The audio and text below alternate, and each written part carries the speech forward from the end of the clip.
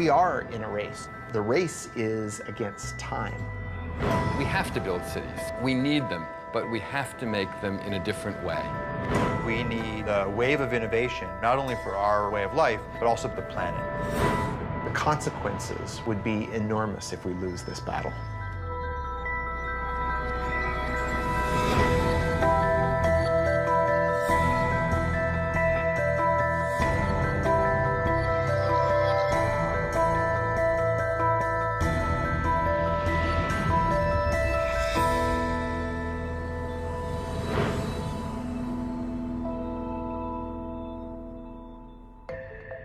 I'm Thomas Getz, executive editor at Wired magazine.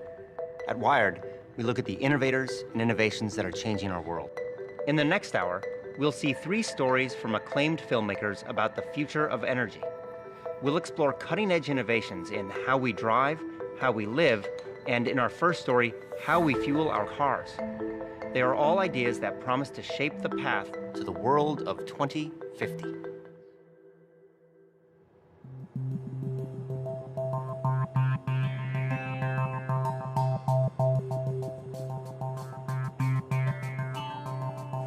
The world has right now close to 1 billion cars, and we might double the number of cars on the planet by 2050. So if we double the number of vehicles, we really increase the amount of fuel they consume, and that's going to have a big footprint in terms of our demand for resources to move all those vehicles around. We're pulling up carbon that's been stored underground and burning it in our automobiles and putting all that carbon dioxide into the atmosphere. If we don't reduce that, we could have changes in the climate that we could never recover from. There's a number of forecasts for what type of transportation economy we could move into. One vision is that we will use more and more liquid fuels. Another one is we'll use more and more electricity. And right now, more of the industrial activity is focused around liquid biofuels. The thing about a fuel is it's really unparalleled on a weight basis how much energy is in a gallon of fuel. And even if batteries develop as some of the advocates hope they develop, we're not going to see batteries running large trucks, and we're certainly not going to see an electrified air fleet. We're going to need transportation fuels for those that will directly replace the petroleum-based fuels that we're using today. This has kicked off people looking at a whole range of other alternatives to petroleum in your tank.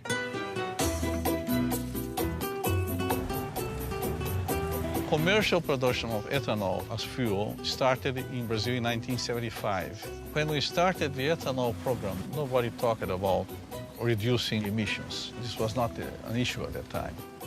First, and most important, we didn't have money to buy oil anymore after the first oil shock. We were importers of oil. And today, more than 50% of all cars use ethanol instead of gasoline. Brazil made a very conscious choice to try to find a way to reduce their fossil fuel dependence. And they didn't have to look very far because Brazil's climate is ideal for growing sugarcane. When you have sugarcane plantation, you have only 2 things to make, sugar and ethanol. My family has been in sugarcane business since 1955.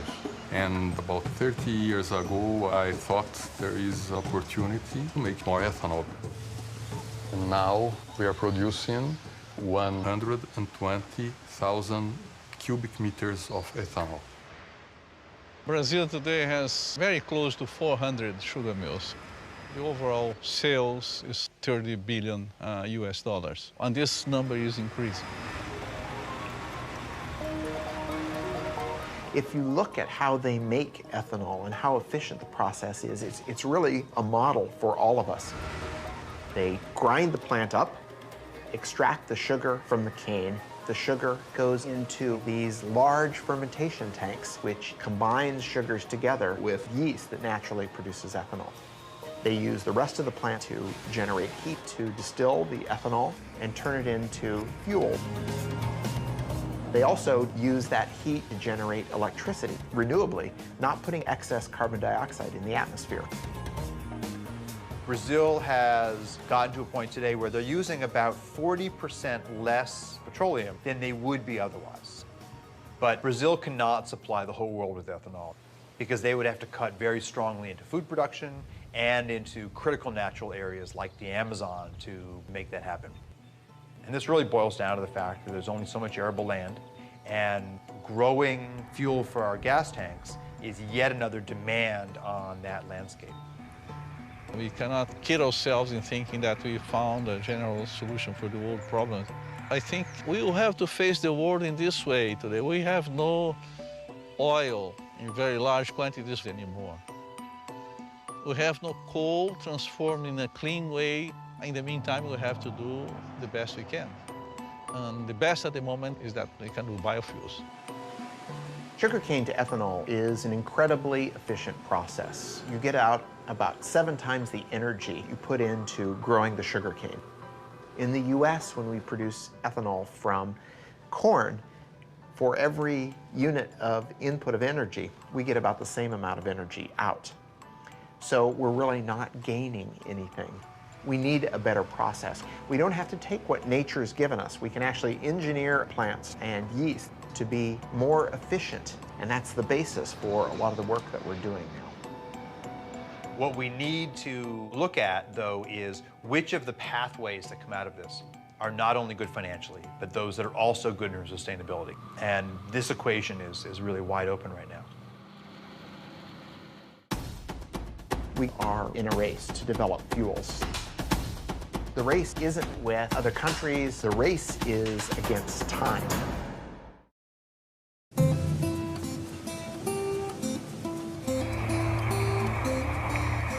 To meet the immediate and future demands, we made the energy solution spring from the ground.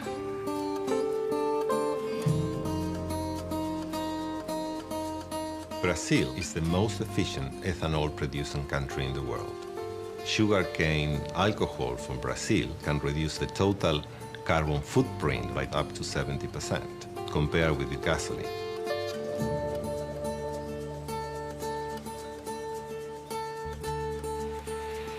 The biggest challenge for fuel providers and car manufacturers is to reduce CO2 emissions over the next 20 years.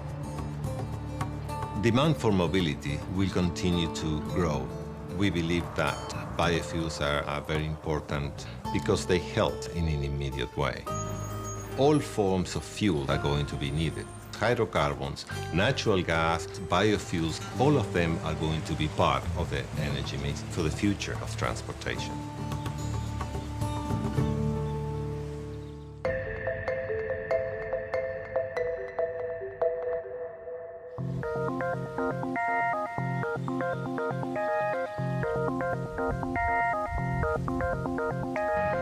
Brazil has been very successful at taking a resource they had and finding the process to make that into ethanol. And people call those first-generation biofuels. We have lots of lab work around the world that are looking at the second generation. That's generally turning cellulosic material from, for example, weeds into biofuels. And the United States is very much at the forefront of the innovation part of the equation.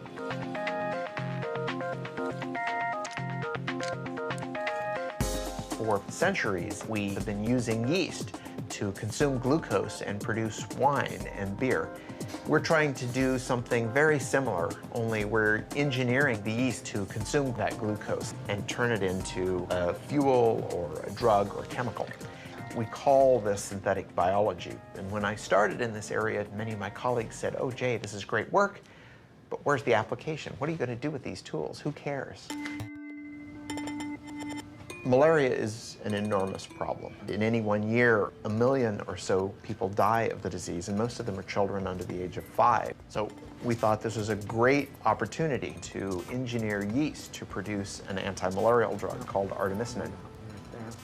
This drug is derived from plants right now, but it's too expensive for people in the developing world. So my laboratory engineered yeast to produce small quantities of artemisinin. Now that process is being scaled up and we'll have this drug on the market shortly, but at a substantially reduced cost.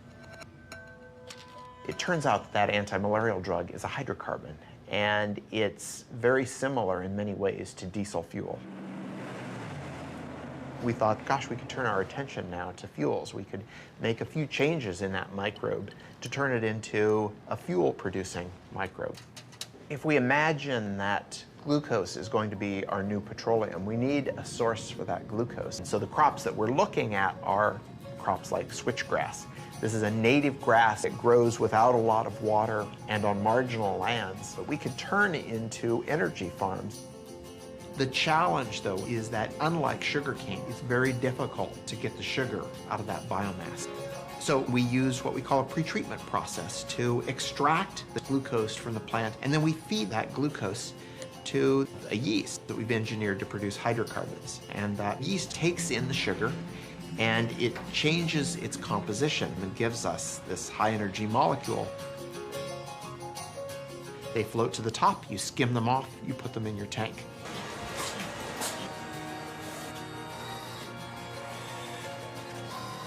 But it takes a lot of work to get from that small test tube all the way up into the million-gallon tank. So we have to give it time, but I think that some of the discoveries that are happening might be applied by the end of the decade.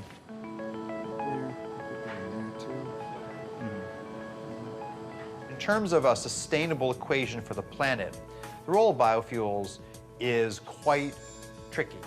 There are a variety of crops that do not compete directly with food, and finding ways to utilize those types of crops first, that's very attractive. So solving the science is part of the story, but then evaluating all of these new fuels in terms of the land use impacts that they could have, that is an even harder story than doing the good science. Imagine that you could have one process that could take in sunlight and carbon dioxide and turn it into fuel. And imagine if that didn't involve growing anything at all. The synthetic biologists are trying to take plants and make them do things that they wouldn't normally do. On the other hand, materials chemists like myself want to do artificial photosynthesis to improve on the process that nature does in real photosynthesis.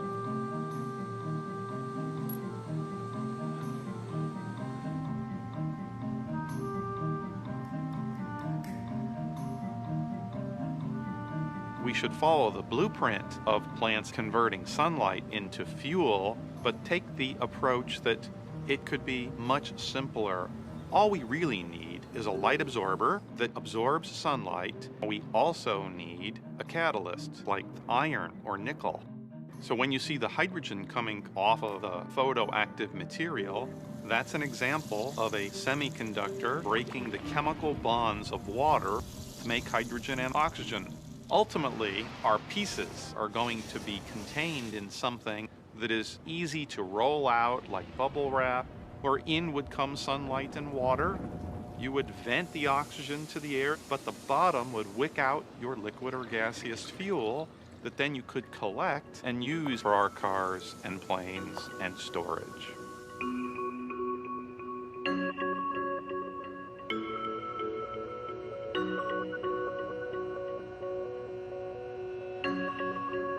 Our goal is within 2 years to have the first artificial photosynthesis solar fuels generator that we can hold in our hands, and then get to scale beyond that time.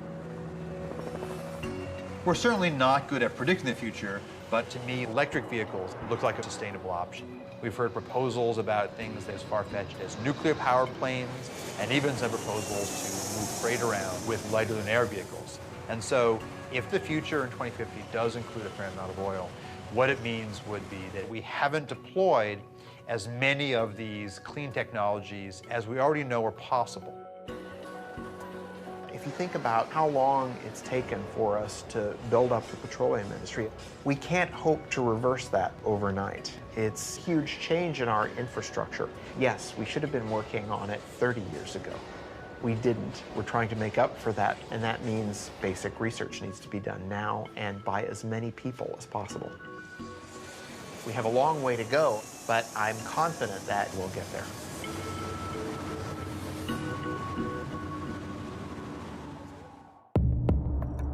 In the future, 3D maps are going to help people get places more efficiently.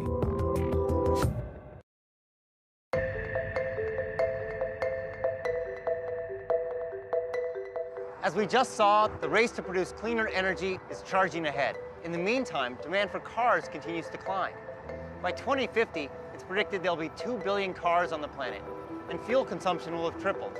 To keep pace, we'll have to radically change the way we drive. Here's our next story, Driven by Design.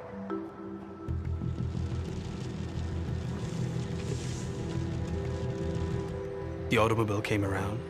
In many ways, it was the future. We thought of it as one of the more positive changes that had happened to society. Suddenly, our ability to get a job changed.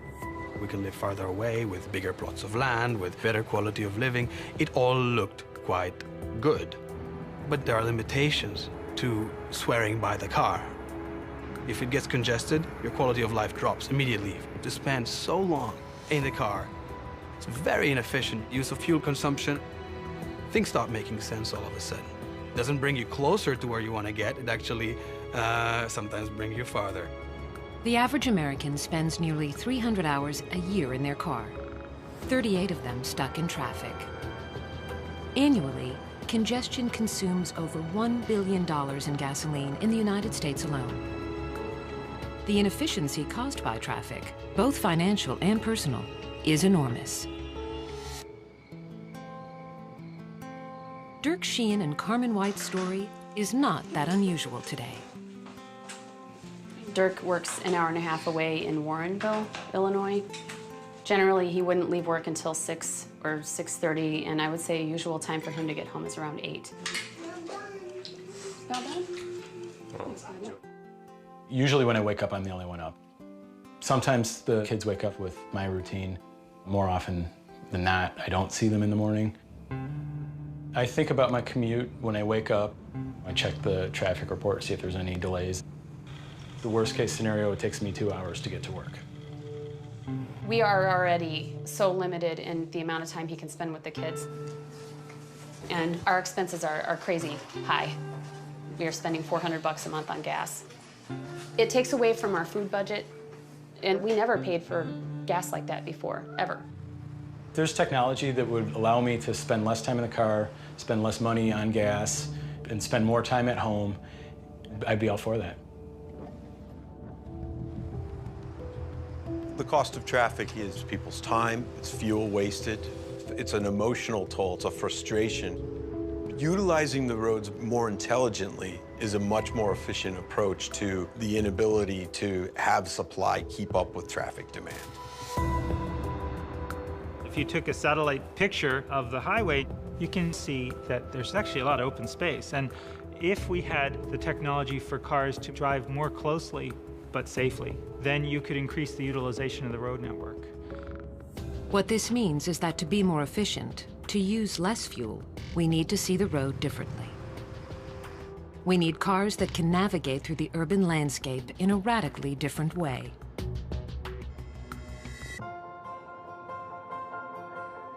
Maps in the future are going to be able to help people get places either more safely or more efficiently.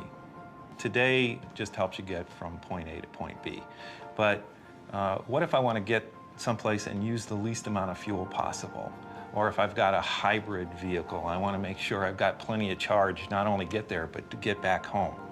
So information that is going to help people achieve the more efficient or the safer route is more detailed information about the road than a lot of people realize is possible to collect today. Here in Chicago, Nokia's Location and Commerce Unit is developing the next generation of mapping. LiDAR, sonar, 360-degree video, all are components of what Nokia calls digital mapping. We use 64 lasers that rotate and they collect data in a 3D way about the world. It creates what we call a point cloud of information.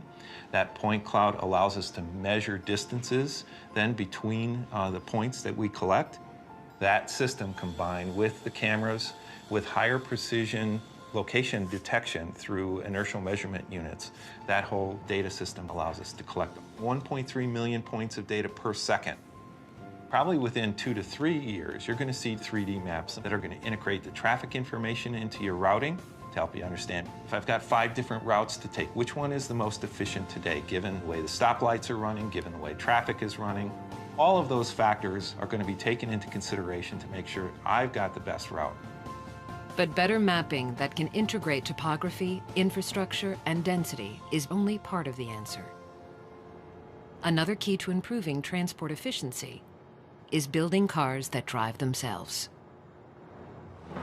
Autonomous vehicle technology has a tremendous potential to improve efficiency of our road infrastructure. By removing humans from the equation, we eliminate all the things we do wrong behind the wheel. Speeding, changing lanes too often, merging haphazardly. And by marrying autonomous vehicles with sophisticated 3D maps, we can make driving safer and more energy efficient. That next generation vehicle is being built right now by the Swedish trucking company, Scania. The solution, as you see it, is that the vehicles can utilize intelligent maps, three-dimensional maps with traffic information. The vehicles will be intelligent and communicate with each other. They will talk to each other, they will talk to the infrastructure. And we will see completely autonomous driven vehicles.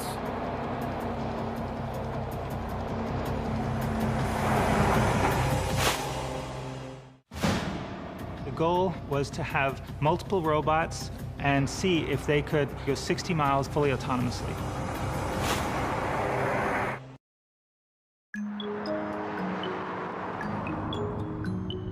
My name's Helen Taylor. My husband John and I, we're very passionate about fuel economy. Yeah, it's great to break world records, but that's not the be-all and end-all now. It's more important to educate people. Together we're showing drivers around the world simple techniques to improve their fuel efficiency. We run these education programs, get people on the road with us, and we finally tweak their driving techniques. Things like just checking your tyre pressures before you even get into your car. For every 1 PSI your tyres are underinflated, you're wasting 3% of your fuel efficiency. And the difference between 65 and 75 miles per hour, there's a saving of 23%. When you talk to the general public, they're very surprised that an energy company like Shell is trying to educate people how to save money, how to reduce CO2 emissions. And here we have Shell sending us around the world to do that. You always hope when you're on this planet that you can make a real difference in people's lives. And when you get emails from people saying, I've saved this amount of money this year, now I can put food on the table, then you know you are really making a difference.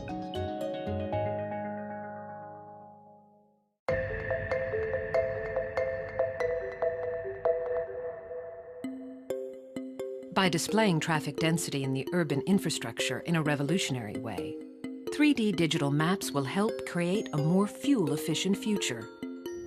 But these technologies are limited by the drivers who sit behind the wheel. Some believe that for cars and trucks to be truly energy efficient, they will need to drive themselves. The technology is coming into play through sensors and capabilities for cars to drive autonomously. In 2007, the United States Department of Defense held a competition to see if a completely autonomous self-driving vehicle was possible. DARPA stands for the Defense Advanced Research Projects Agency. They held a competition to develop self-driving robots that could drive themselves in traffic. The goal was to have multiple robots, turn them loose on a course, and see if they could go 60 miles in 6 hours fully autonomously. Driving may be one of the most complex things we do every day. Drivers make dozens of decisions at any given moment. One study found that drivers were exposed to over 1,300 items of information per minute. We make so many decisions when we're driving without even thinking about it. So in creating our vehicle, a great component of the enterprise was developing software to handle lots of sensors, feeding lots of data, and generating a bunch of potential paths that the vehicle might follow. And even though the robot doesn't have the ability to predict the future, by using this fast random path generation, the robot could anticipate a potential accident and choose a path to avoid it, because it's always thinking about what things could the car do next. No one expects millions of cars driving themselves anytime soon. But there is a place where self-navigating technologies are being optimized to create the vehicle of the future. We are on the Scania test track outside Stockholm, where we have basically, it looks like a highway, but it's a separate test track where we conduct our own experiments. Scania, the Swedish trucking company, has recently begun testing its next generation of long-haul truck. Utilizing radar, sonar, and intelligent mapping, they've been able to drastically reduce fuel consumption. We have this example with platooning, where we make use of the reduction in air resistance or air drag that you get from driving close to each other with heavy-duty vehicles. And in order to control this, you need to know where the other vehicles are, where their position, their velocity, their actions in the near future.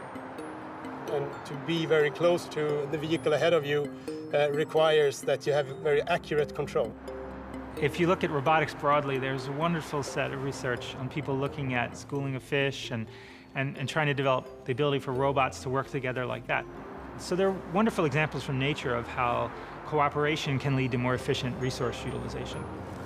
You can see it when people are competing in Tour de France. They platoon to reduce air drag. They are not bicycling behind each other that close because it's fun. Or because they are racing. It is because they are reducing air drag, sitting behind the man who is leading. A truck traveling 55 miles per hour expends half its energy just to move the air around it. At 65 miles per hour, that number jumps to almost 2/3. Even if platooning can reduce the energy used by 10%, the savings would be substantial. If a vehicle in front of another vehicle wants to brake, it immediately sends out the brake message to the other vehicles. So they actually brake at the same time. The way we do this is we have an automated system. So now, for instance, if I take my feet off the acceleration pedal and turn the system on, the velocity is automatically governed by getting information from the vehicle ahead through its wireless system. We want these vehicles to maintain a short relative distance. So through this system, we can reduce the fuel consumption by utilizing the air drag reduction by 10%.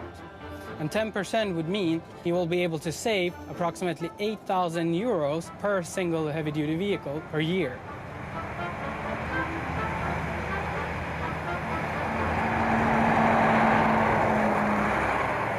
It may be some time before autonomous vehicles make up the majority of cars on America's highways.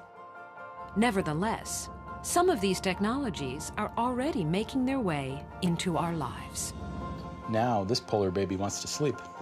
Do you get to pick up books every day, or is it just something that... I get to pick out books sometimes. Okay. When we look toward the future, the systems will absolutely make it safer and more efficient and less costly for you, and also make your life easier because you're spending less time on the roads. The city begins to talk, begins to tell you where is there congestion, what's going on in different areas of town. Suddenly, the car becomes a part of a much bigger ecosystem. We can look at how cars interact with other cars, how car interacts with infrastructure, and us, the drivers, can start to make smart decisions about how to move around. Suddenly, mobility becomes a whole other thing. No matter how much money they have, no matter how much oil they have, everybody has to go in a different direction.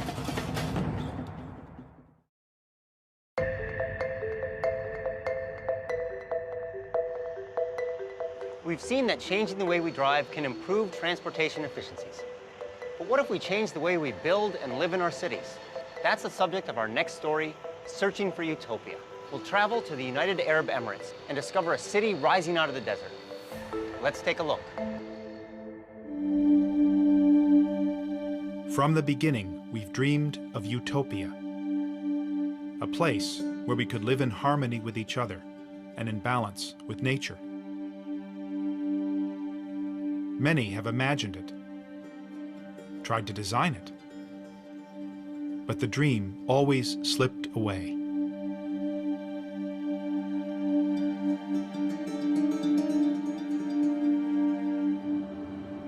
Then I heard they were building a new city called Masdar, near Abu Dhabi, in the Arabian Desert. It sounded like an unlikely place for utopia, and I wanted to see it.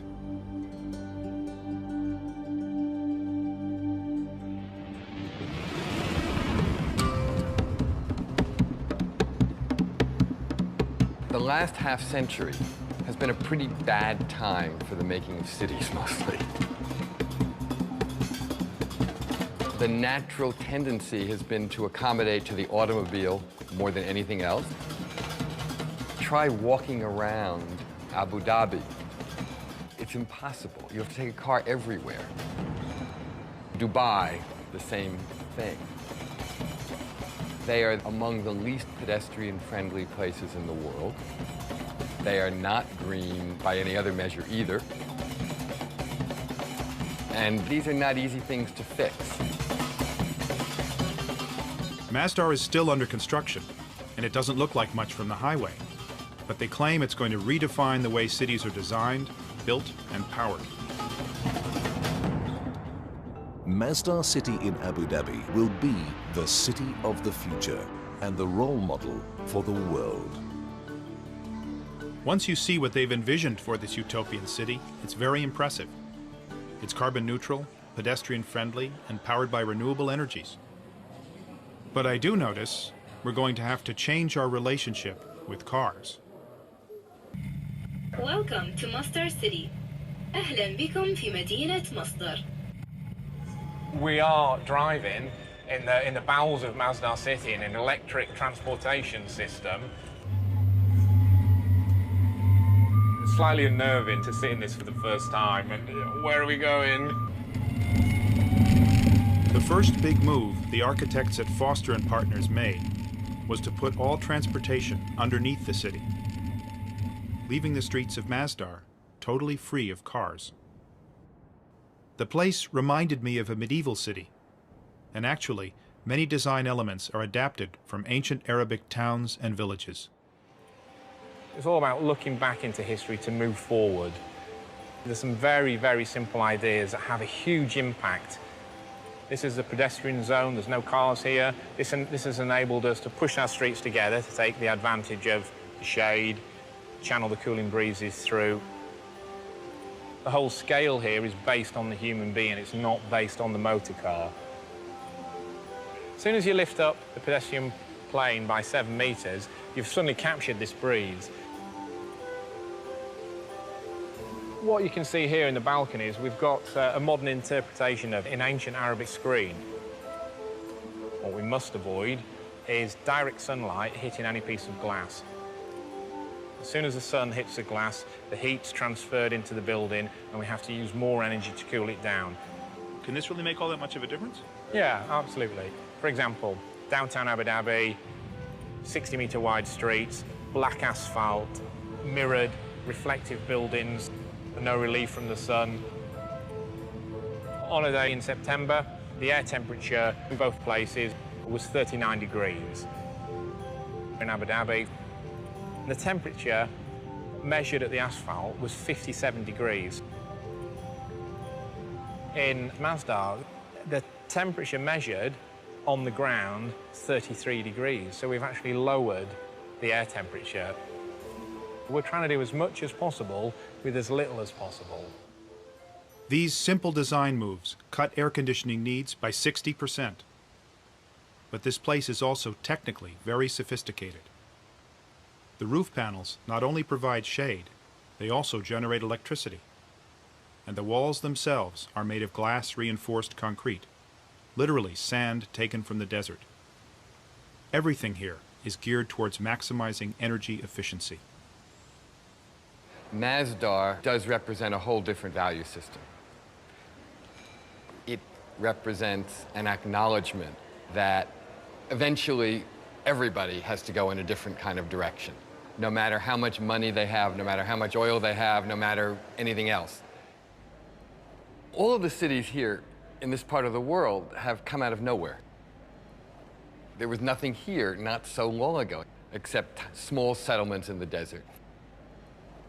And then all of this oil and all of this money, and suddenly, you know, wham, these cities started popping up. But they sprung up in a false love of a Western model that was already out of date. The model of the late 20th century automobile-based, energy-hogging city.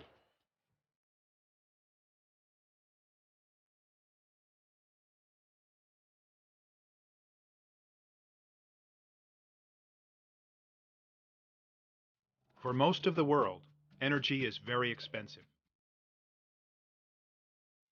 But the United Arab Emirates is sitting on 10% of the world's oil. And energy is cheap. So cheap, you can run a ski slope in a shopping mall and build the world's tallest skyscraper. But even here, cheap energy won't last forever, and the people behind Masdar are determined to find alternatives.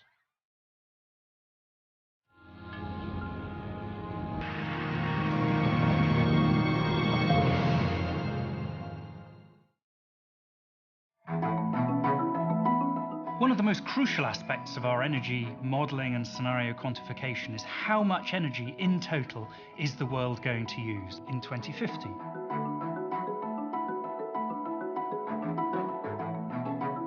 The scenarios team is a bunch of people with rich imagination, I would say. We have political scientists, economists, geopolitical experts. Really, we try to simplify the complexity all around us. We in the scenarios team are currently putting a lot of attention into cities and city development.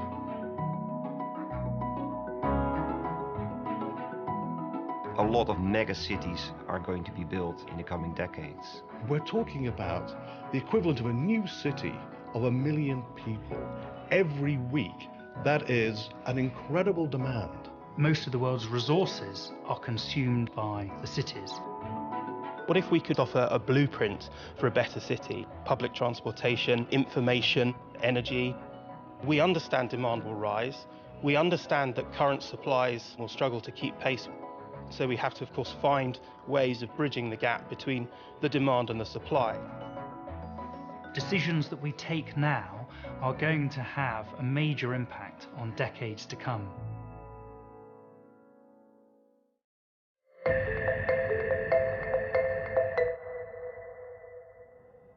There's enough oil under these sands to last 150 years. But fundamental to the Masdar ideal is getting energy from renewable sources, from geothermal and wind, and most of all, from a source they have in abundance in the desert, the sun.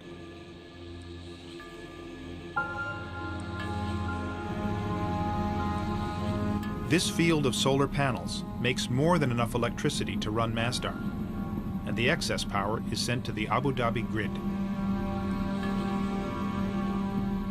But silicon panels are expensive, and the price of solar power needs to drop if it's going to be competitive from Africa to Asia to Arizona.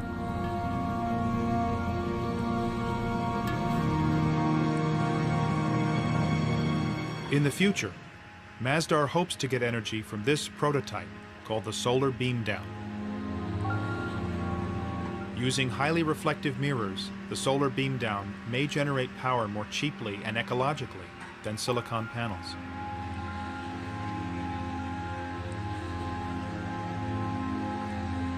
The mirrors bounce the sun's rays up to the tower and then down to a point. Reaching a temperature of 600 degrees, steam can be generated to run turbines to make electricity. There's just one problem. Neither of these solar technologies work at night. So Masdar needs to draw power from the grid when the sun goes down. And that power comes from natural gas. The reality is, it's just not yet possible to power Masdar entirely without fossil fuels.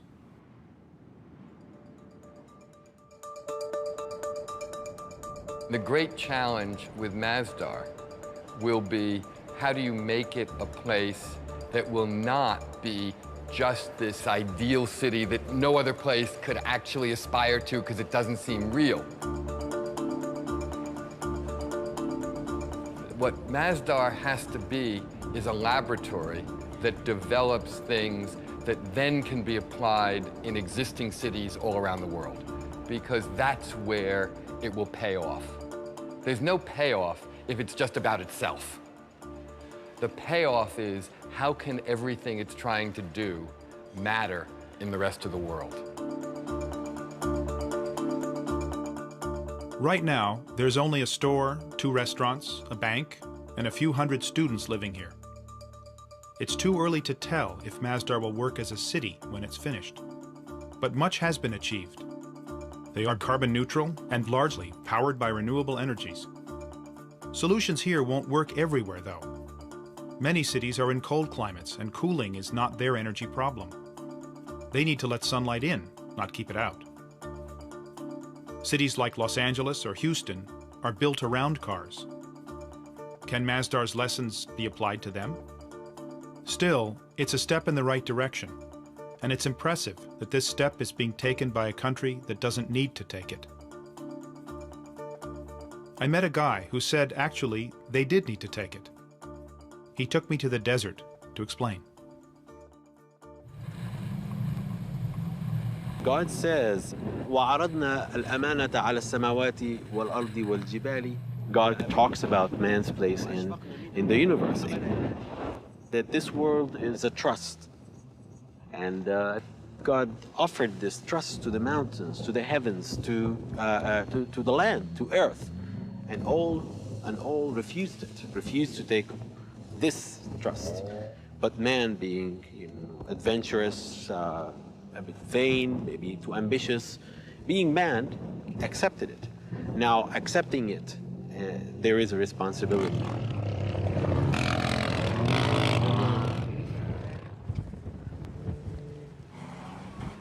Taking responsibility isn't always easy. Utopia may be unattainable, but we must reach for it. And Masdar does give us a clue to what cities will be like in the future. They may not look quite like Masdar, but they will be shaped by the same concerns, by energy, where it comes from, and how it's used. The way we've been building cities lately is unsustainable. We can't go on building them that way. But to say that we can't build cities the way we have been building them doesn't mean we can't build cities in the future. In fact, we have to build cities. Cities are the essential statement of human civilization. So we will continue to make them. But we have to make them in a different way.